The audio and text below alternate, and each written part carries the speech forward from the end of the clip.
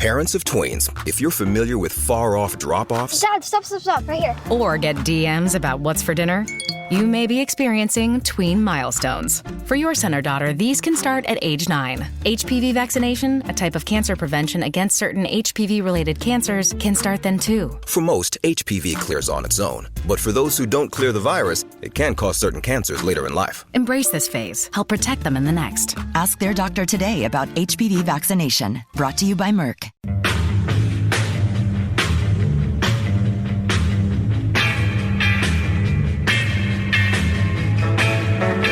This is The Roger Stone Show.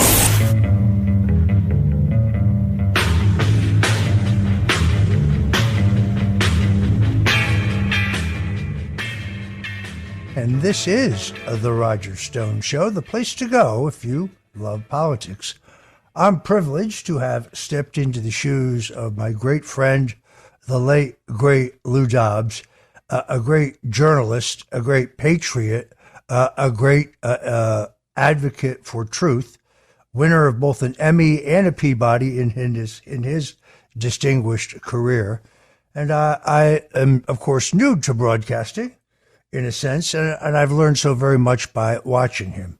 It is great to be here, and he gave me a lot of great advice. I try to bring you savvy political analysis based on a 45-year career in American politics. I am a veteran of 12 national Republican presidential campaigns, beginning with Richard Milhouse Nixon, 3 campaigns for the great Ronald Reagan, for Senator Bob Dole, one of the greatest Americans of the 20th century who would have made a great president. And, of course, I may be among the earliest people in the country to urge my friend of 45 years, Donald Trump, to run for president. The president gets upset when I tell people how long we've known each other, says that it makes both of us sound old. But it is a truth. The Democrats had their convention in it was basically an MSN reinvention of Kamala Harris. What we've seen here is the kind of mainstream media boomlet that we haven't seen since the one they waged for Wendell Willkie in 1940, when he came out of nowhere, essentially a private citizen, a Wall Street lawyer, and all the media barons of the day, Henry Luce among them, but many others, made him an overnight political sensation. He beat Governor Thomas E. Dewey, Senator Robert Taft, and Senator William Vandenberg for the Republican presidential nomination to challenge Franklin Roosevelt for a third term.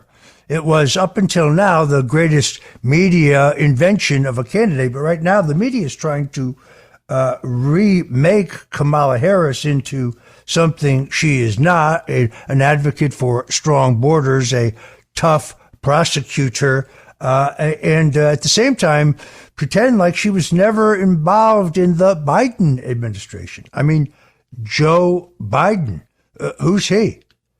The way they shuffled him out in the dark of night was extraordinary. First, delaying the sitting president of the United States till after prime time. And then, well, we don't know whether Joe left out of his own pique or whether they told him he had to go, but to not be present for the coronation, the nomination of your hand-picked successor. At the same time, they're trying to make way out leftist Tim Walz seem like a combat veteran, an avid hunter, a football coach, and a dad. That's to play down his radicalism. We have absolute stone-cold proof that he is guilty of stolen valor, that he has lied about being in combat, he has lied about his rank, he has lied about his whereabouts, claiming that he served in war theaters, specific countries in war theaters that he did not. It was an extraordinary display of all of the attempts to reinvent Kamala Harris. It's as if her record never existed. she's now going to seal the border. She's going to hire hundreds of border security agents, border security guards, and she's going to, her words, crack down and seal the border. Does anyone believe this? She gave a canned speech with the teleprompter. To her credit, she kept that cackling laugh to a minimum, but she reinvented the truth not only about herself but also about Donald Trump. I mean, it's bad enough that Joe Biden recycled the canard that Donald Trump referred to Nazis and Klansmen in Charlottesville as very fine people. Even Snopes, the left-wing fact-checking organization, has proved that to be a lie. But she also accused Donald Trump of wanting to cut Social Security. Donald Trump has adamantly, throughout the entire time he's been in politics, said he would never touch Social Security benefits. He is opposed to extending the age before which you can receive your benefits. He is opposed to means testing, in which they look at the income, your outside income, beyond your Social Security benefits. It's a lie. Trump is going to outlaw abortion nationally, when in fact it was Trump who always supported the overturn of Roe, which returns this question to the states. And no, abortion is not illegal in the country. It is widely available in most states. A number of states have decided to put reasonable restrictions on it. But the fact that Trump seeks to ban abortion across the board, that he's a threat to women's reproductive rights, yet another lie. He's going to outlaw birth control. I almost spit out my martini when I heard that one. Then they say that Michelle Obama says he's against IVF when Donald Trump specifically weighed in Alabama where there was an effort to outlaw IVF, and he killed the bill with a strong statement. So the lies just continue. But the big news is, of course, the way Robert F. Kennedy Jr. has upended the presidential race. Here is Robert F. Kennedy as a much hyped announcement in Arizona. And this is a tribute in honor of Bobby. I am announcing tonight that upon my election, I will establish a new independent presidential commission on assassination attempts. And they will be tasked with releasing all of the remaining documents pertaining to the assassination of President John F. Kennedy.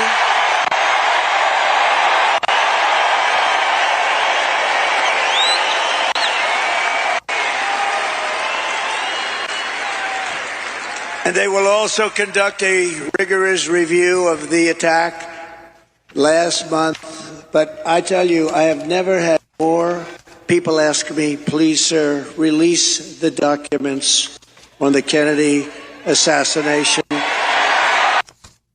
This is, I'm sorry, I had that order wrong. That was Donald Trump, I think, talking about the extraordinary offer to have Robert Kennedy be in a position to find out not only who really murdered his father, but also who murdered his uncle, who attempted to murder President Ronald Reagan, who attempted to murder Donald Trump in Butler, Pennsylvania, where there are, as we will discuss, more questions than there are answers. Now, when I first heard that Robert Kennedy was going to drop out of the race, my immediate instinct was to remember an incident in 1970 when Robert Kennedy's father, Senator Robert Kennedy, had been assassinated, and New York Governor Nelson Rockefeller appointed upstate Republican Congressman Charles Goodell, father of the current NFL Commissioner Roger Goodell, to the U.S. Senate. But in order to try to save the seat, Goodell went from being a moderately conservative upstate Republican to being a vociferous critic of the Vietnam War and the Nixon administration. The Conservative Party nominated James L. Buckley. Jim Buckley was the brother of William F. Buckley, Jr. He had run for the U.S. Senate 2 years previously as the Conservative Party nominee against Republican liberal Senator Jacob Javits, and done surprisingly well.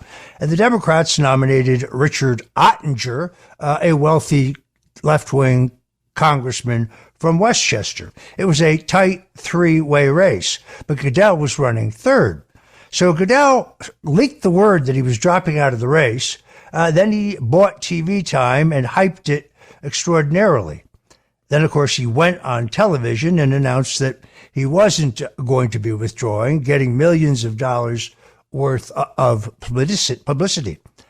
I also remembered in 2024 when billionaire Tom Golisano spent $125 million of his own running for governor of New York as an independent, had passed Democrat Carl McCall in the polls. He also scheduled some TV time amid rumors that he was planning to drop out. McCall even begged publicly for his endorsement. And then, of course, Golisano not only did not drop out, but he laid down another $50 million for television. It was a valiant effort. So maybe I said, look, maybe this is a head fake because RFK has been complaining recently about his inability to get mainstream media coverage. But then I realized there was something much deeper here afoot. I think Robert Kennedy and his running mate, Nicole Shanahan, who I was very skeptical about in the beginning because of her close ties to Google.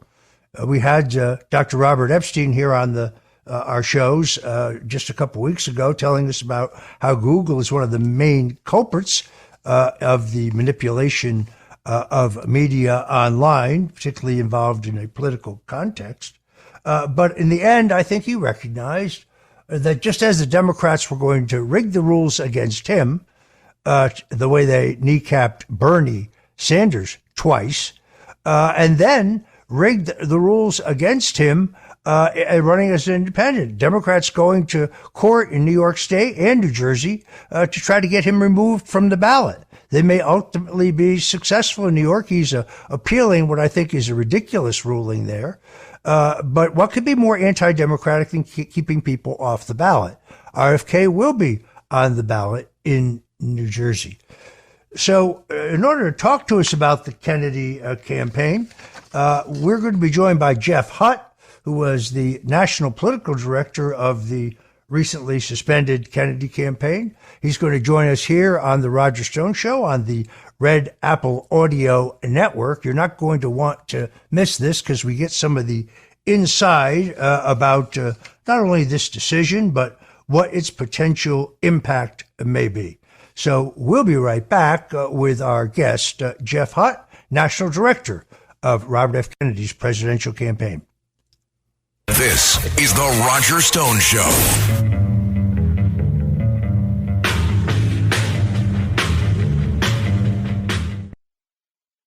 Vacations will never be the same. Welcome to the theme parks of Universal Orlando Resort. With spectacular hotels and more, Universal Orlando offers an entire week of vacation awesome. Visit universalorlando.com.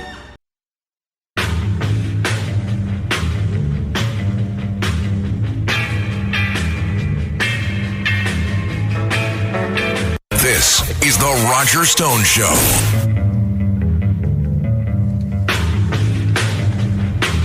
Welcome back. So the Democrats had their big convention, and you had billionaires like J.B. Pritzker and Oprah railing about those who wish to have wealth. You had Michelle Obama, who owns a home on Martha's Vineyard that cost $100 million, along with several other homes, saying her parents distrusted people who wanted more than their fair share. These people are extraordinary hypocrites. But Robert F. Kennedy, I think, ended any momentum, really stole the political headlines, despite the very best efforts of the mainstream media to ignore what was one of the most incredible political debates that I had ever seen or heard. That, of course, being Robert Kennedy appearing at a previously scheduled Trump rally in Arizona.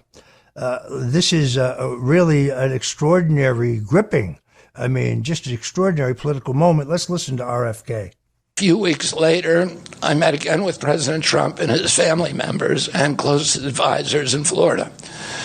In a series of long, intense discussions, I was surprised to discover that we are aligned on many key issues. In those meetings, he suggested that we join forces as a unity party. We talked about Abraham Lincoln's team of rivals. That arrangement would allow us to disagree publicly and privately, and fiercely, if need be, on issues over which we differ, while working together on the existential issues upon which we are in concordance. I was a ferocious critic of many of the policies during his first administration, and there are still issues and approaches upon which we continue to have very serious differences. But we are aligned with each other on other key issues, like ending the forever wars, ending the childhood disease epidemics, securing the border, protecting freedom of speech, unraveling the corporate capture of our regulatory agencies, getting the U.S. intelligence agencies out of the business of propagandizing and censoring and surveilling Americans and interfering with our elections. Now, I know Robert F. Kennedy not well. We've met once, but we do share a common publisher at Skyhorse, who has published all my books, The Man Who Killed Kennedy, The Case Against LBJ, The Clinton's War on Women, The Bush Crime Family, The Making of the President 2016. And, of course, he had an enormous best-selling book there, his book on Dr. Anthony Fauci, which I personally gave to a substantial number of people last Christmas. We met once and only one time, and that's because we were both speaking at a health freedom conference, and General Michael Flynn was also there. We were joined by Charlene Bollinger. Someone took a picture, and that is used every day on the internet in a trolling campaign to say that here's proof that Robert Kennedy was urged to run and propped up by Roger Stone and Steve Bannon. I never at any time urged Robert Kennedy to run for president. I was very impressed with his speech that day, and it is, I think, for noble purposes that he ran for president. Very early on, I wrote a kind of a whimsical Substack piece suggesting a Trump-Kennedy ticket, but that was at a time when Kennedy was running as a Democrat, probably not yet aware that they would kneecap him the way they kneecapped Bernie Sanders. They would never let him compete fairly. I also understood that if he did run as an independent, which is an extraordinarily expensive, arcane, and risky process, that his chances there of success were not great. And anyway, we will be right back with Jeff Hutt, the national director of the recently suspended Robert F. Kennedy campaign, momentarily.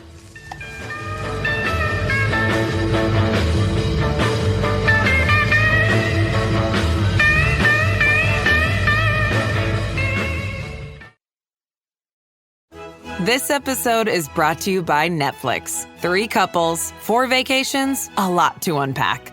Watch The 4 Seasons, a new series starring comedy favorites Tina Fey, Steve Carell, Will Forte, Coleman Domingo, and more in a hilarious and heartfelt love letter to long-term relationships. Based on the original Alan Alda film. Watch The 4 Seasons, streaming now only on Netflix. This episode is brought to you by Factor. Optimize your nutrition this year with Factor, America's #1 ready-to-eat meal service. Factor's fresh, never-frozen meals are dietitian approved, ready to eat in just 2 minutes. Choose from 40 weekly options across 8 dietary preferences like Calorie Smart, Protein Plus, and Keto. Eat smarter at factormeals.com/listen50 and use code listen50 for 50% off plus free shipping on your first box. Factormeals.com/listen50. Code listen50. Terms and conditions apply.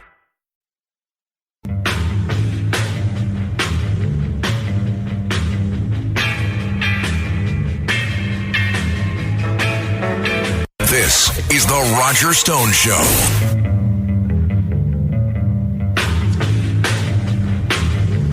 Welcome back. I'm Roger Stone, and this is The Roger Stone Show on the Red Apple Audio Network, where we talk politics, politics, politics, and politics. Joining me now, Jeff Hutt, a third-generation Texan who began his political career as a Republican, an early supporter of President Donald Trump in 2016, had worked in many local campaigns, but ultimately took up the opportunity to join the Kennedy campaign. He began as the Texas State Director for RFK in September of 2023, then became the National Field Director of their campaign from January to this recent July. He serves as chairman of the local county appraisal district where he lives in Texas. And to this day, he is a political activist who, along now with Senator Robert Kennedy's son, Robert F. Kennedy Jr., formerly an independent candidate for president, supports President Donald Trump. Jeff, thank you for joining us on the Roger Stone Show. Thank you for having me. I appreciate it. It's a real pleasure. So this is a momentous decision. I am not all that surprised because I understand the history of the Kennedys. John F. Kennedy was an ardent, hard-line anti-communist. He was a great believer in low taxes, a strong national defense. He wanted a silver-backed dollar. As my friend Larry Kudlow has written in a terrific book, by today's standards, he would be considered a conservative. Robert F. Kennedy Sr. worked for Senator Joseph McCarthy in his U.S. Senate committee, where he became an implacable foe of communism. Robert and Ethel Kennedy were present at Senator Joe McCarthy's wedding. Sister Pat Lufford was maid of honor in that wedding. President John F. Kennedy, elected with Richard Nixon in 1946, gave a campaign contribution to Nixon in 1948 because of his exposure of Alger Hiss. And Joseph P. Kennedy, Ambassador Joe Kennedy, who was a bootlegger and a rogue, but a very wealthy man, helped fund Nixon's campaign for the U.S. Senate in California in 1950 against Helen Hagan Douglas, which launched him on his way to the White House. So I've always thought Robert Kennedy, like his father, believed in liberty. He demonstrates it in his health freedom positions. He is worried about foreign entanglements that are making millions for the deep state. He is dedicated, as I am, to health freedom. I think he made these things because he is pure of heart. My esteem for him grows dramatically. I don't agree with him on climate change. I don't agree with him on abortion. But I do think on the larger questions of war and peace, on the lack of affordable housing, an issue that I think he brought to the forefront, on the issue of censorship of the American people, which is the cornerstone of all of their attempts to subjugate us, and the poisoning of our food. He has made an extraordinarily selfless and principled position. How is this going over among Robert Kennedy's supporters, Jeff? Well, Kennedy supporters started out, a lot of us are, say, to the right of more conservative leaning, but a lot of us started out in the Democratic Party early on already. So there was a large contingent. And if you look at what Kennedy supporters are, if you go to a typical rally, you'd see somebody with a Bernie hat, somebody with a Ross Perot shirt, somebody with definitely a Ron Paul shirt, and you'd have this sort of what we talk about the third party world, or the kind of the out on the outside on the edges of the main parties. So for people in general who I've talked to, and I've seen what they posted online, people are supportive. Kennedy supporters. I mean, these guys are. I've worked in political campaigns for a long time, and I've worked with volunteers and done volunteer coordination, and I've never worked with a group of volunteers that is just so incredible as these.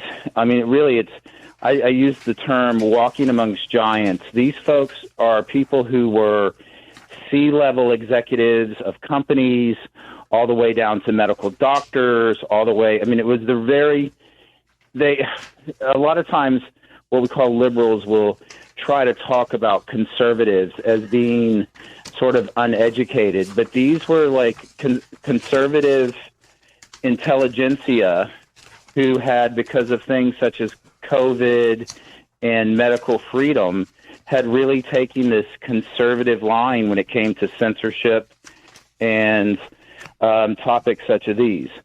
So the general mood that I've seen, especially amongst staff, and a lot of the staff is just excited about the opportunity to really move the needle forward.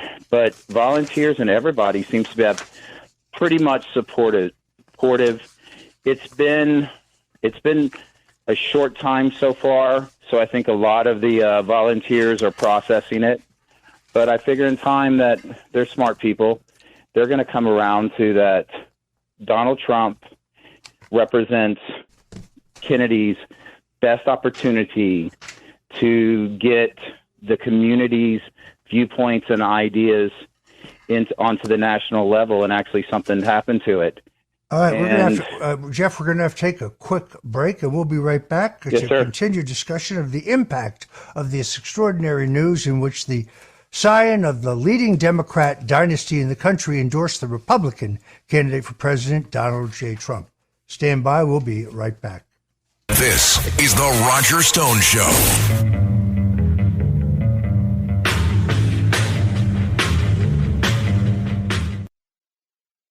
Are you a forward thinker? Then you need an HR and finance platform that thinks like you do.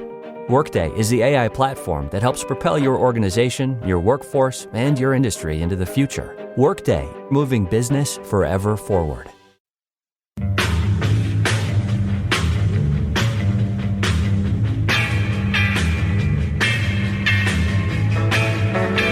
This is the Roger Stone Show.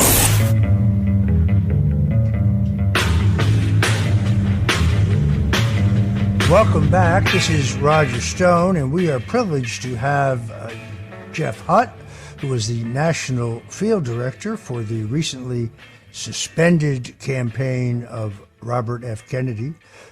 Given the fact that Kennedy ultimately recognized that he would be kneecapped in the Democrat process, they essentially canceled the Iowa caucuses, penalized New Hampshire if they insisted on having their first-in-the-nation primary, which is actually required by state law. So they stripped them of their delegates. They cleared the field, and President Trump said it Friday, had Robert Kennedy had a chance to compete straight up with Joe Biden, he would have beaten him. But the question now, of course, is what is the immediate impact? I believe it has blunted any uptick the Democrats may have gotten out of that Chicago lie fest, where they put their best foot forward, but they tried to reinvent who Kamala Harris is, very short on substance, because, well, when they do reveal their actual policies, like, for example, Kamala wishing to pay for the health care of every person who's in the country illegally, they don't fare very well. A poll, which I'm sure you have seen, Jeff, from Tony Fabrizio, who to my mind is probably the single best survey researcher in the Republican Party today. He works now for President Donald Trump, points out that the polling, the most up-to-date polling, more recent than polls you may see online today, would show this artificial boost for Kamala Harris based on essentially oversampling Democrats in most cases. But if you look at it in the swing states, which is where this campaign is going to be decided, his votes in every single state break for President Trump. So in Arizona, where RFK was getting 5%, with his withdrawal, that is now 53-28 Harris, with undecided at 19. In Georgia, where RFK was getting 3%, it is now Trump 47, Harris 37, undecided 18. In Michigan, where Robert F. Kennedy was getting 4%, now Trump 43, Harris 41. In North Carolina, which the Democrats now claim has flipped, that is incredibly wrong. RFK was at 3. Trump is now at 58, with Harris dropping to 22.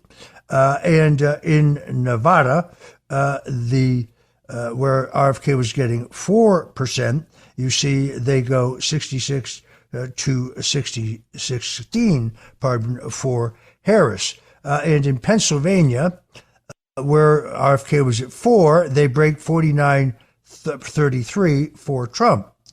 If I said Harris previously, Nevada correctly, where RFK was getting 4%, Trump gets those votes at a 66 to 16 basis, overwhelming. And lastly, in Wisconsin, where RFK was getting 4%, those once redistributed with RFK out of the race, Trump wins them 55-25. Still some undecideds there. Jeff, how do we get those undecideds?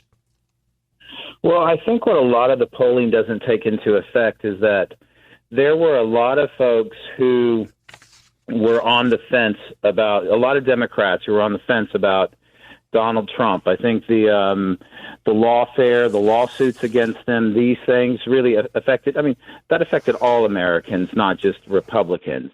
I think there were a lot of Democrats who started questioning that. The assassination attempt, I think, had a lot to do with it. So I think what Bobby Kennedy does is he brings over his supporters, but then he brings over all of these other Democrats who were fence sitters who said to themselves, I can't vote for Donald Trump because I'm a Democrat. But now they're like, okay. But they started to question that narrative. And I think Bobby now, or Kennedy, gives them the excuse to come over. So I think we're going to see a large groundswell result because of this. Robert Kennedy and I have one thing in common, and that is we both believe that there are multiple government agencies involved in the murder of President John F. Kennedy. He has cited an excellent book by Jim Douglas. It's entitled JFK and the Unspeakable. One of the problems with RFK assassination researchers, they tend to be myopic. In other words, they either look at it from the point of view of the CIA or the point of view of the mob or the point of view of the Secret Service or the FBI or the military, when in fact, if you read my book, The Man Who Killed Kennedy, The Case Against LBJ, I conclude that everything Douglas says in his terrific book about the Central Intelligence Agency is correct. But I can't think of anyone better to not only finally clear the air on those two horrific murders, because as you know, in the case of Robert Kennedy, Sirhan, the alleged assassin, was always in front of Senator Robert Kennedy. At no time was he behind him, yet Thomas Noguchi, the world famous what would I call him? Who represented the county, who performed the autopsy, yes, said that that RFK had been shot by two shots point blank at the rear left temple.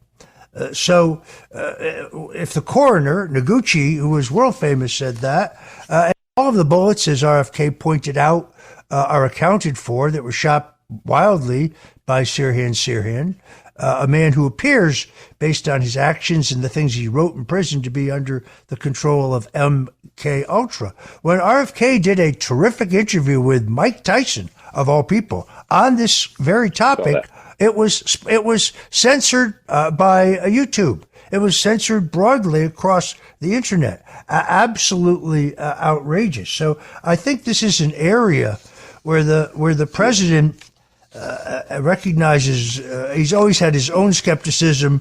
He's seen the classified documents. As I've told people on this show, when I asked him in the end, when the 1977 Presidential Records Act was enacted, the the Presidential Act on Assassination Records was enacted, and Trump got the ability to declassify the documents in 2016, he did release about 80% of them, but he held back about 20.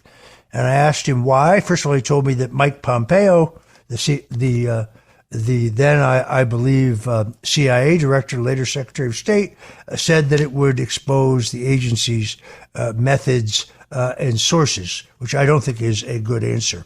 All the sources are dead, and their methods, if they killed an American president, well, I would say that we need to know them. I like to say that I think that I really see how that is attractive to a lot of people. I think, though, within the volunteer base and Kennedy supporter base, they would really love to see him as the HHS secretary and really do something about food, regenerative farming, sort of these vaccines, looking at vaccines in a way. And that is kind of, I think, the hope of a lot of his supporters. Look, I'm completely down with that mission entirely. The poisoning of our food is something that's been on my radar for a long time. I read a great book by Callie Means, Callie and Casey Means. It's called Good Energy.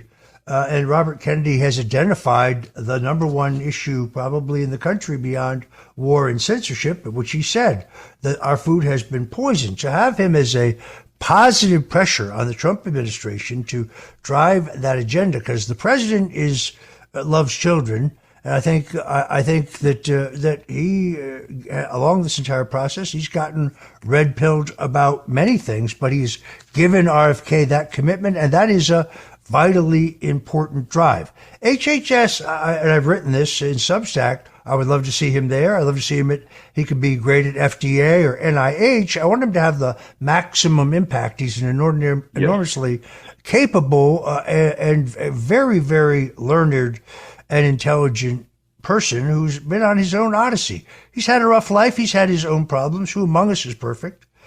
When he was asked about charges against him, he pointed out that he's not a choir boy, not a church boy. Well, amen. It's about how you spend the future.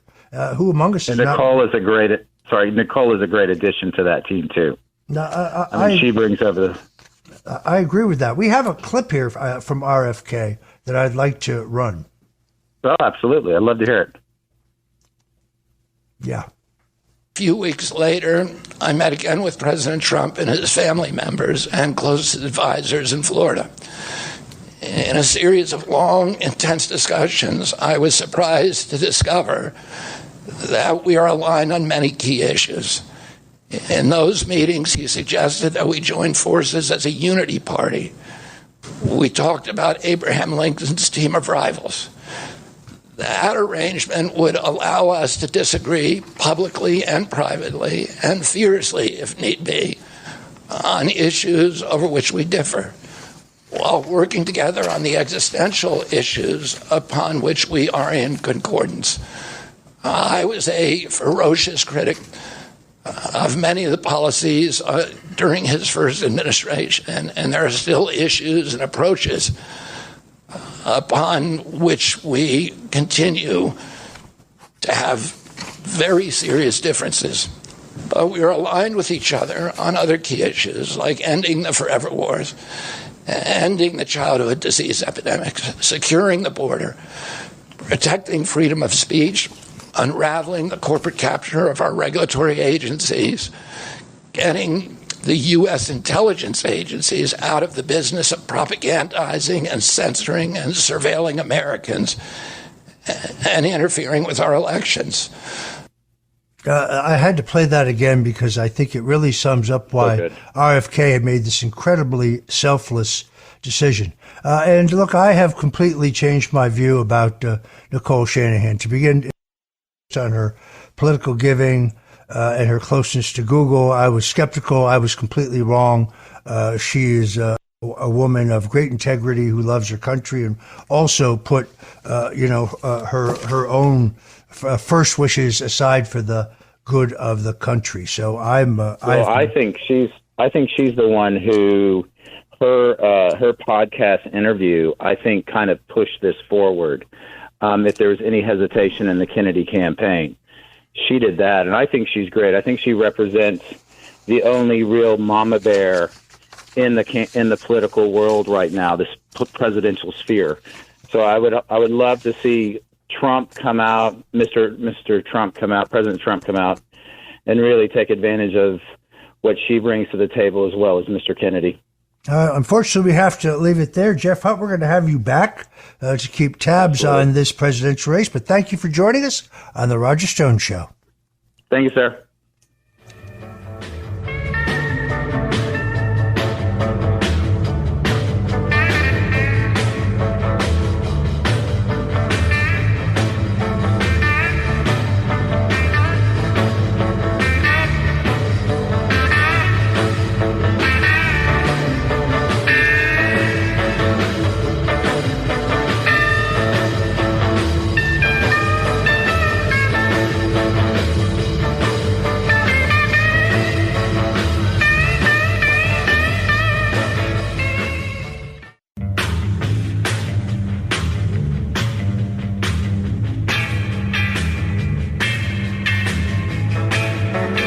This is The Roger Stone Show.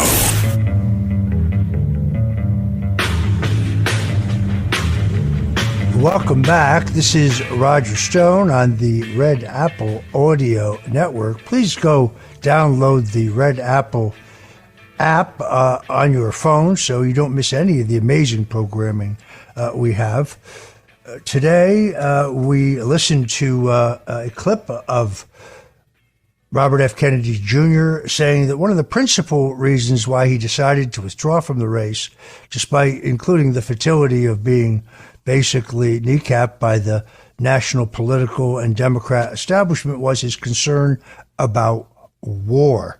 And a man who knows a great deal about war, Colonel John Mills, who is a national security professional with many decades of service in 5 eras: the Cold War, the peace dividend, the war on terror, the war in chaos, and now he is looking as to understanding the great power showdown and the ongoing fight to save our republic. He is a former director of cybersecurity, policy strategy, and international affairs at the U.S. Department of Defense, and today Colonel Mills is a senior fellow at the Center for Security Policy.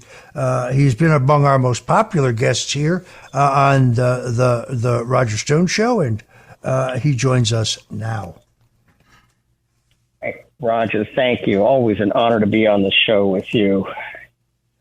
It is. I almost don't know where to stop. You saw the Democrat National Convention. You saw Kamala Harris essentially trying to have it both ways, pledging full support for Israel, while this administration has unfrozen the over $100 billion in assets for the Iranian restart their nuclear weapons development program, allowing them to finance terrorism. I think we are careening close to World War III. So let's talk first about that situation. Thank you, Roger. I think President Trump summarized it brilliantly when he said we are a world on fire, and we are. We are a world on fire. It's not August 2024. It's August 1939, and we have 14 or more regional conflicts raging, or could be set off in a just a flash around the world. Yeah, Kamala says she supports Israel, but Iran is a designated terrorist nation, the IRGC, and would not exist if it wasn't for the Chinese purchases of gas and oil. Iran is a proxy or a colony of China at this time.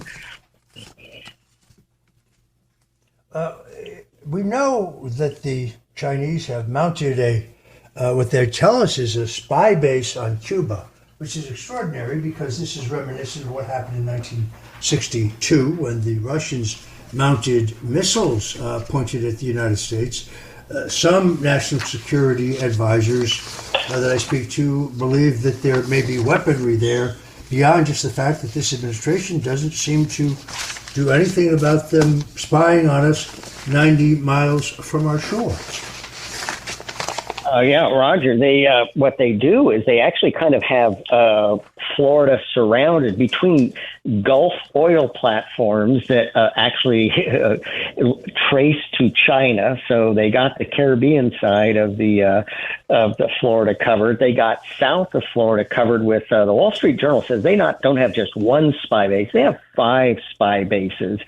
And it's great that we have RFK on board because his uncle had to deal with the missiles in Cuba. The problem with very likely they have missiles in Cuba now, but our intelligence, if they are even paying attention, are dismissing them as defensive and air defense missiles. Well, these S-300, S-400 missiles could knock down an airliner over Orlando, down the Panhandle, and could be used to strike ground targets. And then you got the Bahamas on the Atlantic side that essentially is a Chinese forward outpost. They've Huawei, the Chinese company, has provisioned all the IT on the island. We don't even have an embassy. We have a charge d'affaires, which is French for we don't really care enough about the country to put an ambassador there. I mean, it is Florida is surrounded, and the Harris administration. I just call it the Harris administration. And it's now patently obvious we haven't had a president since Trump left office on January 20th in 2021. It's all been a RICO scam with somebody who is not mentally cognitive. But they obviously don't. So this Joy campaign is locking us right down to World War III. And oh, by the way, Joy was Hubert Humphrey's theme in 1968. Surprise, surprise. Yeah, he always said, "I'm pleased as punch to be here." I remember it very, very distinctly. It is really extraordinary that we have no ongoing negotiations, no ongoing peace talks, no ongoing ceasefire talks in the Russian-Ukrainian conflict. And I've come to learn that virtually nothing reported in the U.S. mainstream press about the situation there is accurate or true. Yesterday, I got this text message from Colonel Douglas Macgregor, someone I have an enormous respect for and reverence for his opinion, a very learned military man who served his country with distinction, but also is extraordinarily well read and truly a military historian as well as a strategist. Points out that the Russians, under the leadership of Zelensky, just added another 8,000 troops in their recent failed penetration of Russia. They have lost 4,500 men already, also lost 63 tanks and 100 AFVs. The Russians, essentially, he says, have pulled back to allow the additional Ukrainian troops to enter what he calls the fire pocket, where they will then be annihilated.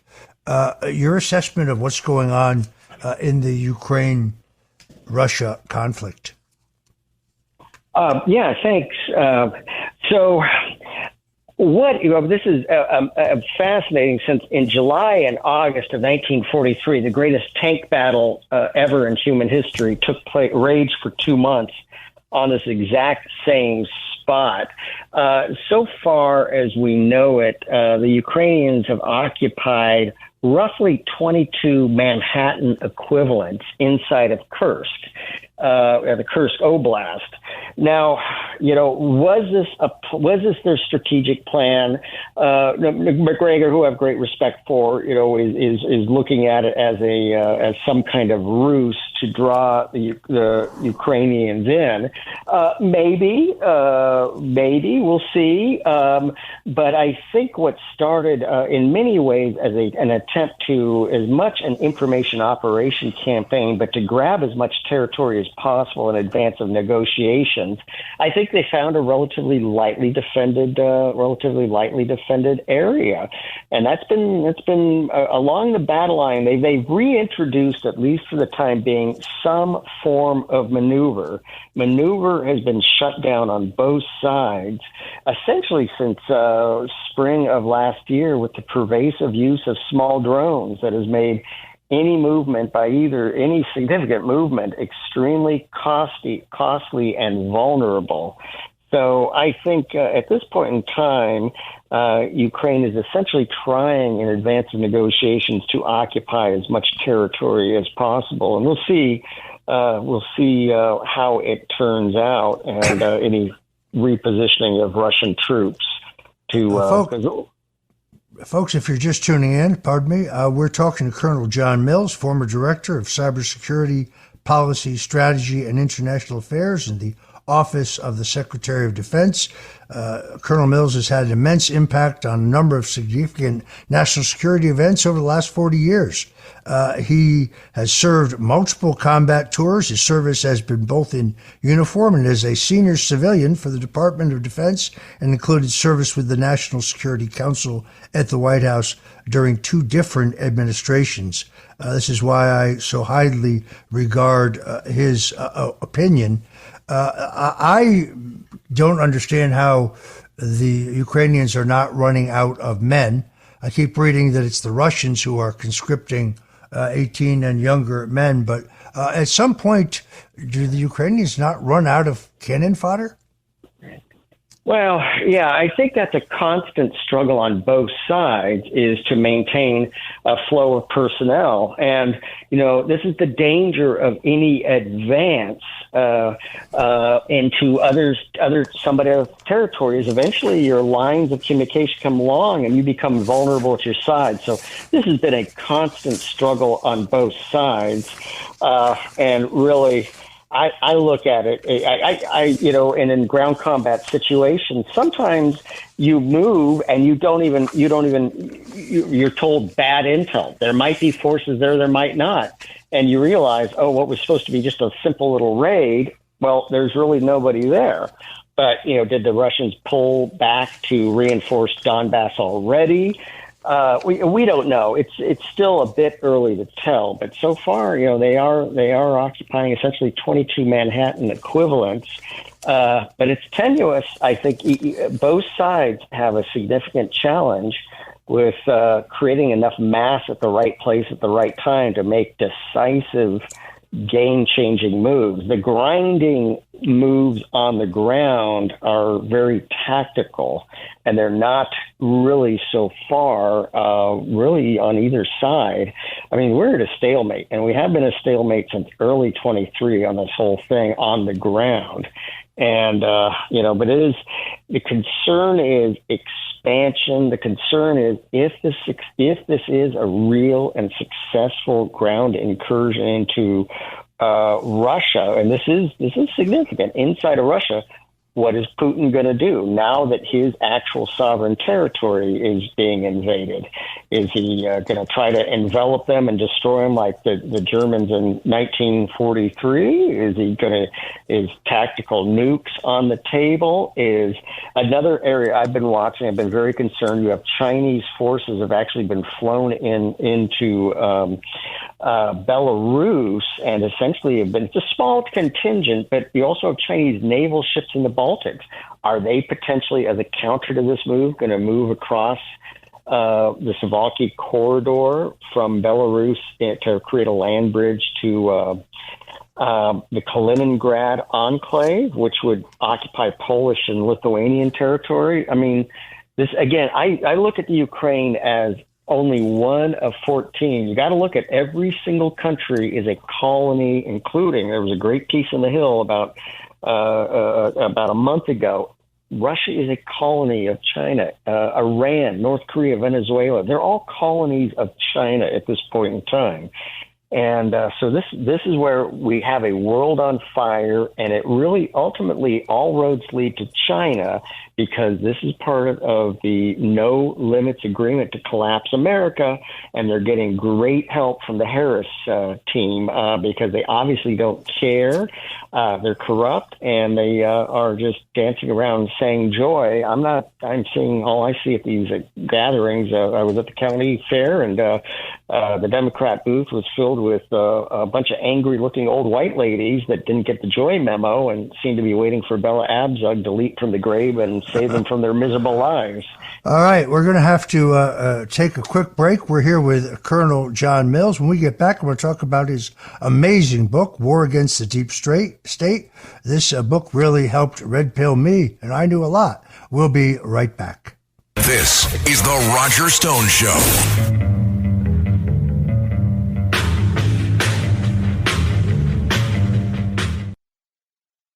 Last week was our first playoff game, and my plaque psoriasis was so itchy under all my gear. Sometimes just thinking about scratching could take me out of the moment. And then my doctor told me I could get clearer skin with a pill called Otezla. Otezla apremilast is a prescription medicine used to treat adult patients with plaque psoriasis for whom phototherapy or systemic therapy is appropriate. Otezla can help you get clearer skin after just 4 months. Okay, ready for the next game. Talking to my doctor about a pill was a total game changer. Don't use Otezla if you're allergic to it. Get medical help right away if you have trouble breathing or swallowing, swelling of the face, lips, tongue, throat, or arms. Severe diarrhea, nausea or vomiting, depression, suicidal thoughts, or weight loss can happen. Tell your doctor if any of these occur and if you have a history of depression or suicidal thoughts. Live in the moment. Ask your doctor about Otezla. Call 1-844-4-OTEZLA or visit Otezla.com for prescribing info about cost, and more.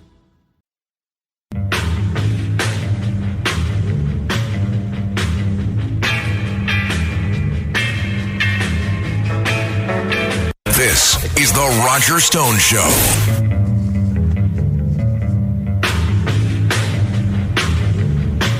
Welcome back.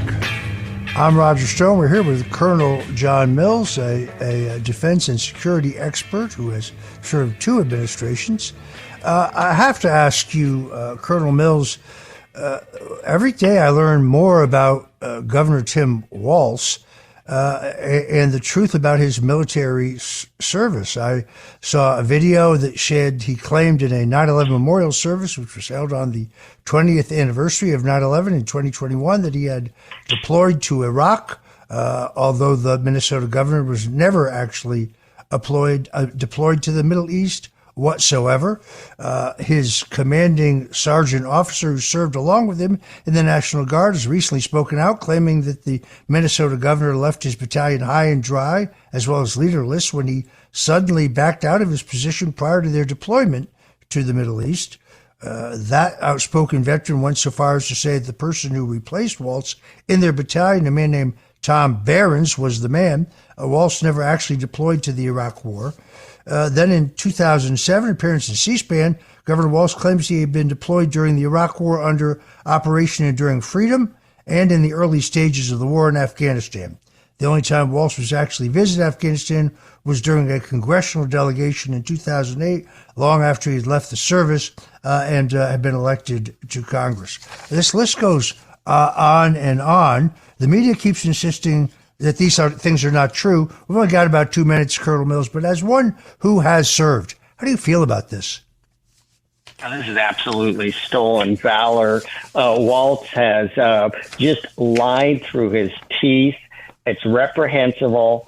I don't like to question anybody's service, except in situations like this where these are absolute lies. And, he says he landed at Bagram in Afghanistan and then served in Iraq. I guess he took an Uber across Iran. I mean, the guy just has been lying about everything. And I guess we have another person who's cognitively impaired trying to get into the White House after Biden. Unacceptable. And he's lying through his teeth on this whole topic. All right, so unfortunately we are out of time. Colonel Mills, tell people where they can get your great book. Tell us the name again and where they can get your great book. Oh, thank you. Yeah, it's War Against the Deep State, signed copies on Lindell My Store. Use Roger Stone's code. Also on Amazon, and the first book is The Nation Will Follow. And also, I'm Colonel Rhett John 2 on X. The Colonel has a very, very vibrant Substack. You want to check that out as well. Colonel John Mills, thank you for joining us on The Roger Stone Show. Thank you, Roger.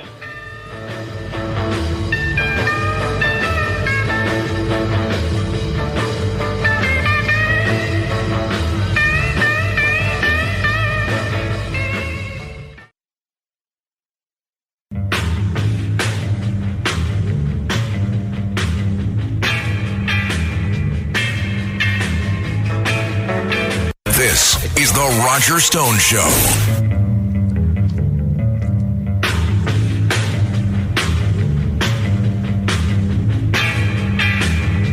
Welcome back. This is Roger Stone, and this is The Roger Stone Show on the Red Apple Audio Network, where we talk, politics, news, history, culture, food, you name it. And I'm really very happy to be joined now by Nick Adams. If you don't know who Nick Adams is, well, maybe you're not on X, formerly known as Twitter, where he is known as Nick Adams, the Alpha Male. Nick is a terrifically talented writer. He writes with, I think, some tongue-in-cheek satirical frame that I find makes me laugh out loud, but he's an outspoken patriot. He was a presidential appointee, best-selling author, particularly liked his book on Churchill and Trump and leadership. He has an interesting personal story we're going to ask him, but he's also doing yeoman's work as the founder and leader of the Foundation for Liberty and American Greatness, also known as FLAG, which is doing something which unfortunately most of the public schools are not doing, and that is teaching more than 1.6 million school-age children about our actual history, our heritage, our founding documents, our Constitution. And it is amazing what is not taught in the schools today. He is a delightful dinner companion. He is a strong supporter of the president, and indeed among President Donald Trump's favorite authors. Nick Adams, the Alpha Male. Thanks for joining us today on The Roger Stone Show. Good afternoon, Roger. It's a pleasure to be with you and your listeners. I always enjoy your company. I think the only thing you might have left out there is that I am a huge fan of Roger Stone, have been for a very long time, and I'm delighted to have formed a friendship with you and to be learning a lot about politics and life from you. Well, there are very few men whose patriotism impresses me like yours does, but there are also very few men who can write and make important points in a satirical manner sometimes. I don't think you really only drink domestic beer, but I could be wrong about that. In any event, Nick, people can obviously hear that you have an accent. Tell people your life story and how you came to be a proud American. Roger, I like to joke that I was an American trapped inside an Australian body for the first 32 years of my life. I was always a proudly individual person. I didn't like to conform. I didn't like to go along to get along. I had quite a bit of success early in life in Australia academically, and I got elected as one of the youngest ever elected councilmen in the Sydney area at the age of 19. The first election I ever voted in. In fact, I voted for myself. It's all been downhill since then. And then a few days after I turned 21, on the 13th of September 2005, I became the youngest deputy mayor in Australian history in Sydney, a record which still stands to this day. But it was kind of at that point, with such success so early, which is not really meant to happen, particularly in a society like Australia, But my problems began, and people in my own party started resenting me.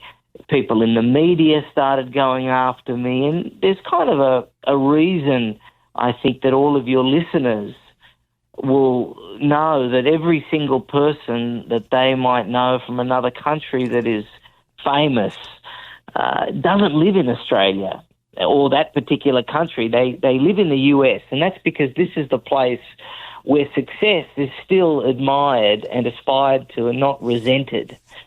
This is the place where people celebrate success, celebrate people that have some chutzpah and determination, and if they can't get through the door, then they try and find a little window or some other way to get through. And that very much kind of sums up who I am and what I was like. So when I came over to the US, I didn't know anybody. I went on a speaking tour, and I fell in love with America, and Americans fell in love with me. And then I had to start the whole process of immigrating legally to the country, which I did. It was very long. It cost me a lot of money. I even spent time on a no-fly list, courtesy of the Obama administration and John Kerry's State Department, starting in October of 2015, when my already approved extraordinary ability green card was returned to the US with a recommendation for that approval to be revoked without any reasons provided to me ever. And if it wasn't for the assistance of several senators and US congressmen, who I was very fortunate to know only because of my line of work as a national speaker and conservative commentator, I wouldn't have had that injustice overturned. And on the 29th of July 2016, I finally immigrated to the US. So I recently celebrated 8 years in America, and I'm about, Roger, to turn 40 years old in a matter of 10 or so days. So big milestones this year, and I hope it gets capped off on the 5th of November with a great victory for America's finest president ever. But since coming here, I've just had blue skies. I've been very, very blessed to live the American dream. I've worked really, really hard. I've risked a lot. I came to the country with just a dream and a speech, and I managed to become a multiple best-selling author and have a huge organization that teaches children about the American dream and the Constitution, and become a presidential appointee, have fun on X, have over 3.5 million followers on social media. Every dream I've ever really wanted has come to fruition in this country, and I think that says a lot more about this nation and its culture than me. But I'm thrilled to be here, and I'm going to continue to serve the United States in any and every capacity that I possibly can, Roger. So, Nick, let's talk to your mission at the Foundation for Liberty and American Greatness. I really, whenever a student group, whether it's young Republicans, college Republicans, or some more conservative universities, or even some cases high schools, ask me to speak, I always say yes. I do it without honorarium. I usually do it at my own expense because I think it's important. But what shocks me is that young people today have never been told America's great history. In fact, what they've been told is a set of politically correct lies that, well, white people are the problem of all are the source of all the problems in the country. When in fact, progress has been made in this country by people of all races working together. It is outrageous, the distortions that are told in the public schools. My good friend Sam Sorbo, who's an expert on public education and an advocate for private education, homeschooling, is very articulate on this subject. But I would go to a college and say Abraham Lincoln in my remarks, and nobody knows who that is. I said Barry Goldwater once to a Republican club, young Republican club at a university. Nobody had a clue who I was talking about. They don't know about what is in the Constitution, what's in the Declaration of Independence, what's in the Bill of Rights. They don't know how the country was founded.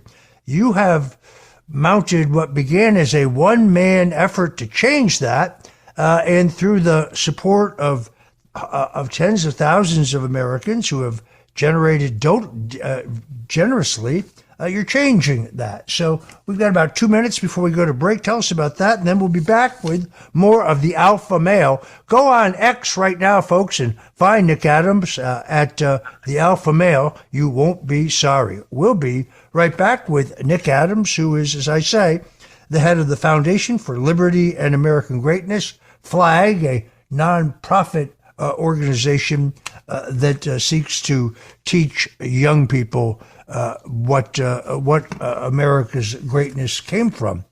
It's selfless work. Nick, you have worked extraordinarily hard. You've also written 3 amazing books.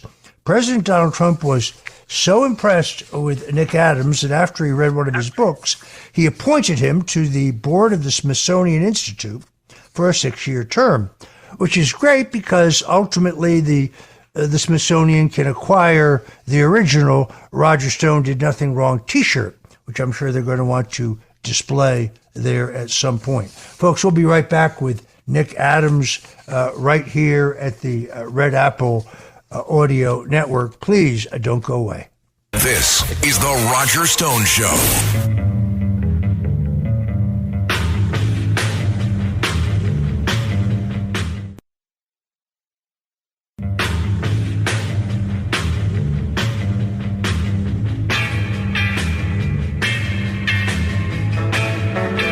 This is the Roger Stone Show.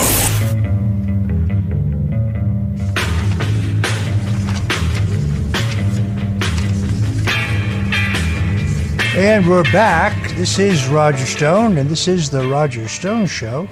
I'm here with Nick Adams, who online at X can be found as the alpha male, but in his real-time job is the founder and head of the Foundation for Liberty and American Greatness, where he's done an extraordinary job of helping educate more than 1.6 million American school children.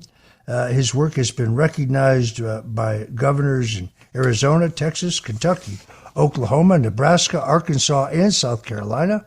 And his great service to the country was noted in 2023 in the Congressional Record. He is a member of the board of the Smithsonian's, as I said. Nick, let's talk some politics. What do you think of that Democrat National Convention? Well, I watched it, Roger, only because I had to. I suspect, much like many of your listeners, I would have preferred to have done just about anything else. But I did watch it, and it is, I guess, important for us to know what the other side is doing and saying and messaging so that we can appropriately counteract what they do. Look, I was struck by how fake and phony and false and awful and nasty all of the people there were speaking on the stage. It was the lies that were being told were just incredible. I mean, they're breathtaking. And I know that they all think that it was a great success. I don't think the people out there, Roger, are going to have the wool pulled over their eyes. I certainly hope not.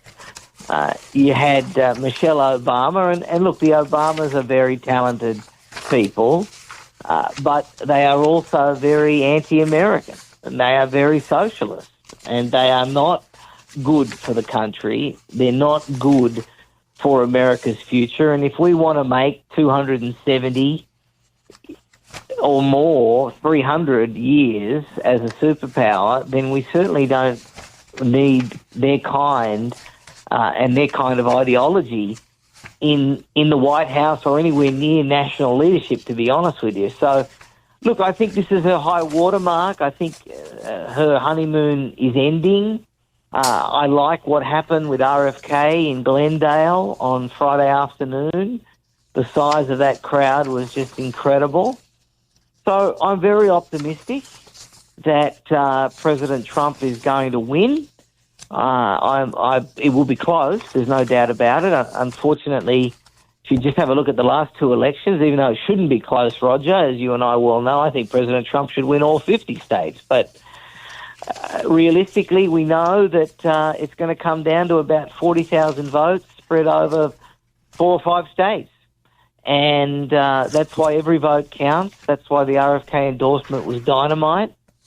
And we need to keep working each and every single day, every second of them, to make sure that he is returned as the 47th president, because I'm not quite sure that this country that I moved to, this country that I love, this country that I fight for, can survive a Kamala Harris, Tampon Tim presidency.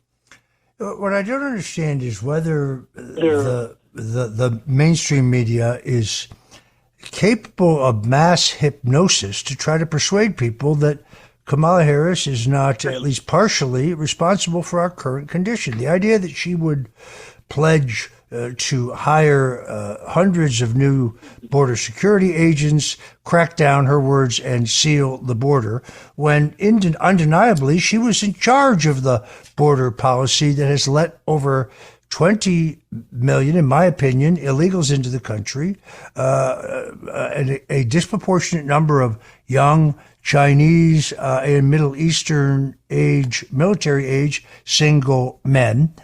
This has caused a fentanyl epidemic because we know that the cartels, with the financial assistance of the Chinese, who manufacture the chemicals necessary to make fentanyl in their labs in China, ship them to Mexico, where the cartels sell their wares, where the cartels take them to their labs, make the fentanyl, sell it across the border, and then launder the money for the Chinese.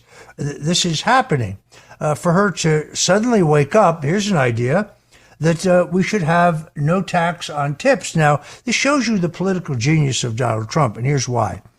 In Nevada, where election integrity is a very serious issue, where the Senator Harry Reid machine, in an alliance with the Culinary Union, which is the union that represents all of the hotel, casino, and restaurant workers in Las Vegas and in Reno, has been the backbone of the Democrat machine. They also obviously go out and register a number of questionable voters. In Nevada, every candidate, every voter is mailed a mail-in ballot, whether they ask for one or not. I gave a speech there, Nick, in Las Vegas before the last presidential election. I met a man who showed me 5 ballots. They were all mailed to him at the same address, but not to him. Each one was addressed to a different person. Only one of them was addressed to him. And I said, what is this? He said, well, this is the mail-in ballot they sent me and the mail-in ballot for the 4 previous tenants of my apartment, none of whom have been removed from the voter rolls, but none of whom I can even forward mail to anymore because they're either dead or they don't live in the state anymore. So the proposal to remove the tax on tips is absolute pure genius, and it makes perfect sense from a legal point of view, because tips are a gratuity. Gifts are not taxed under the IRS code, unless they get, I think, beyond a certain amount. But when you tip a service employee for good service, you're not paying for the food and you're not paying their wages. So I don't see why they should be taxed. Kamala Harris thinks that she can just pluck this out of the air as if it was her idea and to try to neutralize Donald Trump on the issues. Then you've got wage and price controls. Believe me, we tried that under President Richard Nixon. I would have to tell you, probably among his greatest mistakes. And she's talking about trying it again. And then, of course, $25,000 to anybody who's in the country, both illegally and legally, I think, who wants to purchase a home but has no ability to service a mortgage on that home. We tried this once before in America. It didn't work. So her whole prescription, particularly her prescription for a capital gains tax treatment in which you would pay taxes on capital gains you haven't actually realized. So if you had a home that was worth $500,000 and they determined that it was now worth $750,000, but you didn't sell it, you still lived in it, you're still taxed against the paper gain as opposed to being taxed correctly at the time you sold the home. This is beyond belief. Yes, it really is, Roger. It really is. And it just shows you how brilliant Donald Trump is and how dishonest Kamala Harris is. These guys will do anything to win. I don't think they will be successful. We're going to make sure, Roger, that Donald Trump is the next president. We're going to push hard for it. I hope he takes your counsel. You're a brilliant man. He's a brilliant man, and that's really what needs to happen here over the next 70 or so days. Oh, that's very, very kind. My good friend, Nick Adams. Check him out on X, the Alpha Male. Also, check out the Flag Foundation. They're doing incredible work. Nick Adams, thanks for joining us today on The Roger Stone Show. It's a pleasure.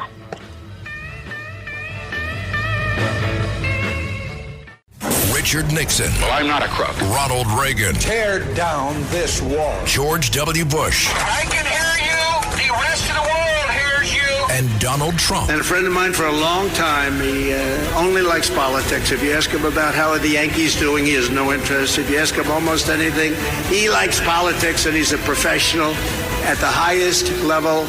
Roger Stone. All of these presidents relied on one man to secure their seat in the Oval Office. That man is Roger Stone. This is The Roger Stone Show on 77 WABC.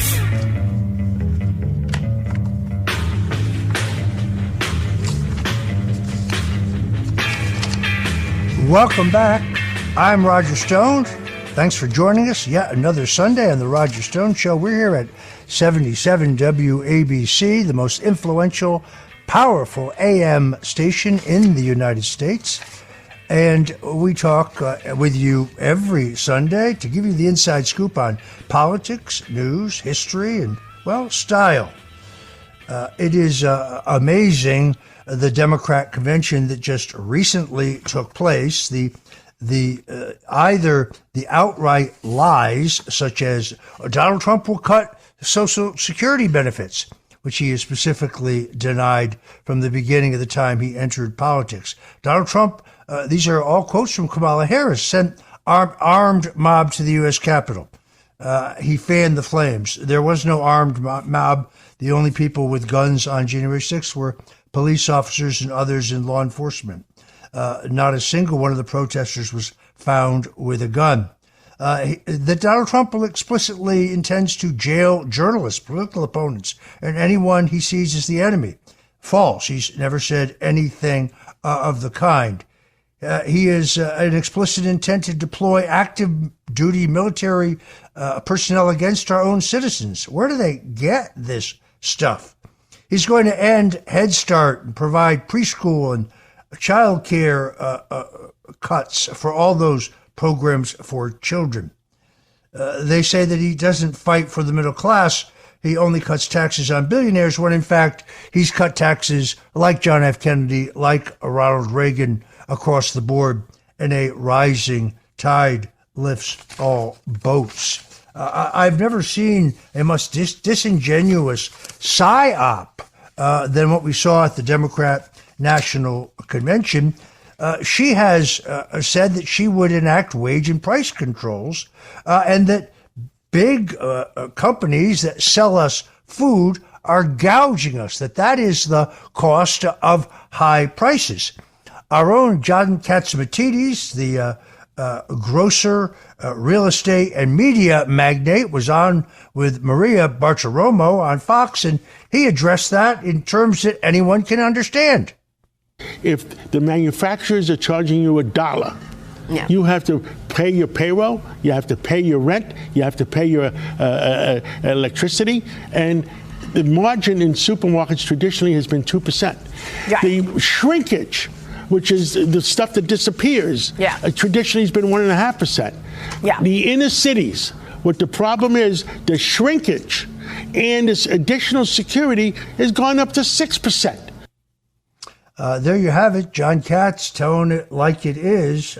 Whether any of this is going to work for the Democrats, I highly question. I'm not sure how many stupid people they think they are. They're trying to erase Joe Biden. By the way, we're going to be taking your calls very shortly. That number is 800-848-9222, 800-848-9222. Please call us here on the Roger Stone Show, whether it's about politics, the Democrats' convention, the rise of RFK, or you want to get some of the fine points of my mother's recipes. Yes, due to popular demand, I am going to lay out my Nana's meatball recipe, which has been a family secret that I had to wrench out of the hands of my sister. But we're going to have that before the end of the day. Now joining me is Joe McBride. He is the founder and chief executive officer of the McBride Law Firm. His courtroom practice has been focused on criminal defense, civil litigation, and defamation cases.